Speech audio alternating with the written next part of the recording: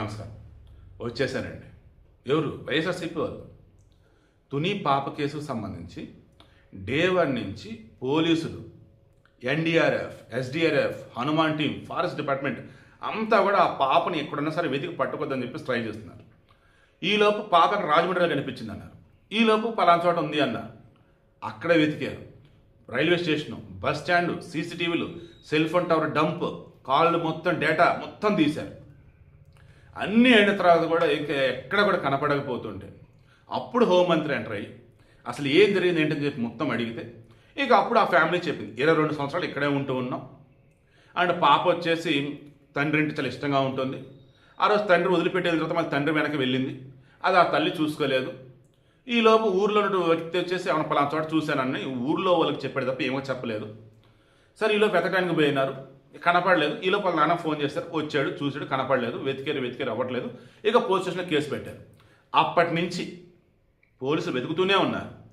పవన్ కళ్యాణ్ వచ్చేసి forest minister, deputy CM, ఆయన టీంను పంపారు.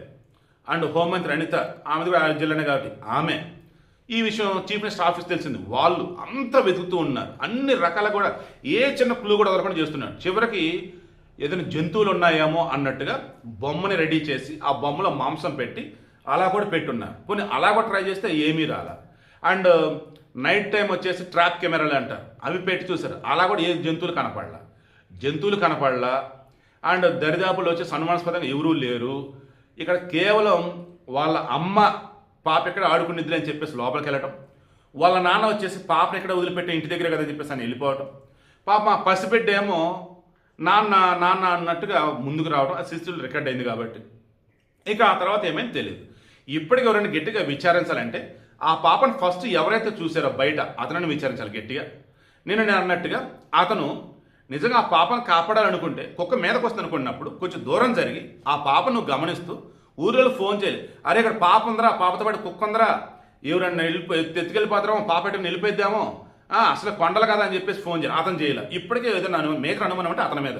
2 వాళ్ళ పేరెంట్స్ మీద అన్నారు. బట్ అనిత సైతం చెప్పున్నారు, తల్లిదండ్రులు ఏమనొద్దు, లేనిపోయి నిందలు వేయద్దు, వెయిట్ చేద్దాం, వెతుకుతూ ఉందాం అని అన్నారు. తర్వాత క్షుద్ర పూజలు, ఈ క్షుద్ర పూజల విషయం కూడా చెక్ చేస్తే అసలు ఏమీ లేదు.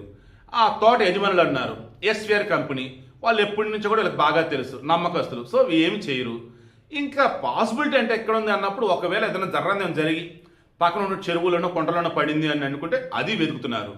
ఇప్పటికీ ఆమెకు సంబంధించేసి అన్ని చోట్ల పోలీస్ స్టేషన్లో ఫోటోలు పంపారట, వెతుకుతూనే ఉన్నారు. ఇక ఇంతకు మించి ఎవరైనా చేయగలుగుతారు. ఇప్పుడు వైసీపీ వచ్చేమనింది, ఆడ పాప కనకుండా పోయింది, పోలీసు 11 రోజులు 12 రోజులు చేత కాకుండా ఉన్నారు వాళ్ళు. అండ్ ఈ గాదె సాయికృష్ణని చంపేసి ఘోరంగా చేశారు ఏపీని. అసలు ఏపీ రగిలిపోతుంది, ఏపీ పగిలిపోతుంది, ఏదేదో చేస్తున్నారు. ఎంత దారుణం, ఎంత దుర్మార్గం అండి. వైసీపీ హయాంలో డాక్టర్ సుధాకర్ ఎంత ఘోరంగా చంపారండి.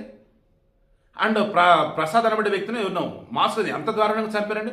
ఒకరిని గుండు గీసారు. ఇలా చెప్పుకుంటూ పోతే ఏపీలో జగన్మోహన్ రెడ్డి హయాంలో ప్రతి వారం ఎక్కడో చోట మర్డర్, పోక్సో కేసులు, ఘోరాతఘోర హత్యలు ఏమిటి జరుగుతున్నాయండి. అదేమంటే అప్పటికప్పుడు డబ్బు ఇవ్వటం, వాళ్ళు సైలెంట్గా ఉంచడం. ఎక్కిజులు ఎక్కడ ఏంటంటే పట్టుకోవటం, బెయిల్ మీద బయట బిందాస్ ఉండటం. చెరుగుపల్ల అక్కడ అది తెనాలి దగ్గర అమర్నాథ్ గౌడ్ పిల్లోడు ఎంత దారుణంగా ఆ పిల్లోడిని అండి తగలబెట్టిందాడు. సమ్రెడ్డి ఎవరో పిల్లోడు, ఇలా ఎన్నో ఉన్నాయి. సో నేనేమంటానంటే వ్యవస్థ మీద పోరాడదాం, సిస్టమ్ని సరి చేసుకుందాం. తల్లిదండ్రుల నిర్లక్ష్యం వల్ల లేదన్నప్పుడు మన స్వయంకృత అపరాధాలు జరిగిందని కూడా ప్రభుత్వం నిందిస్తూ కూర్చుంటే ఎట్టా. ఆ పాప వచ్చేసి బస్ స్టాండ్లో, రైల్వే స్టేషన్లో లేదా ఎక్కడైనా బయట ఆడుకుంటూ ఉన్నప్పుడు తప్పిపోయిందంటే ఓకే. అసలు అక్కడ ఎవరూ ఉండరు, తల్లిదండ్రులు మాత్రమే ఉన్నారు అక్కడ, వాళ్ళు మాత్రం బిడ్డను కాపాడుకోవాలి. అటువంటి చోట కూడా పాపని ఎవరో కిడ్నాప్ చేస్తానో లేదు వీళ్ళ నిర్లక్ష్యం వల్ల ఏదో జరిగితే దాన్ని కూడా ప్రభుత్వాన్ని బాధ్యత కరెక్టా?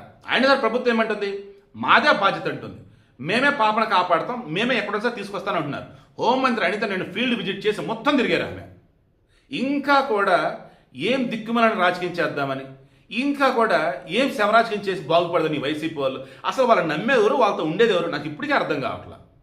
ఆ కుక్కకు సంబంధించి పోస్ట్ మార్టం ప్రిలిమినరీ ఫైండింగ్స్ అది ఇంకా వచ్చినట్లేదు, పోస్ట్ మార్టం రిపోర్ట్ వచ్చినట్లేదు. మొత్తం జల్లెడ పడుతున్నాయి, ఎక్కడ ఏ చిన్న క్లూ లేదు.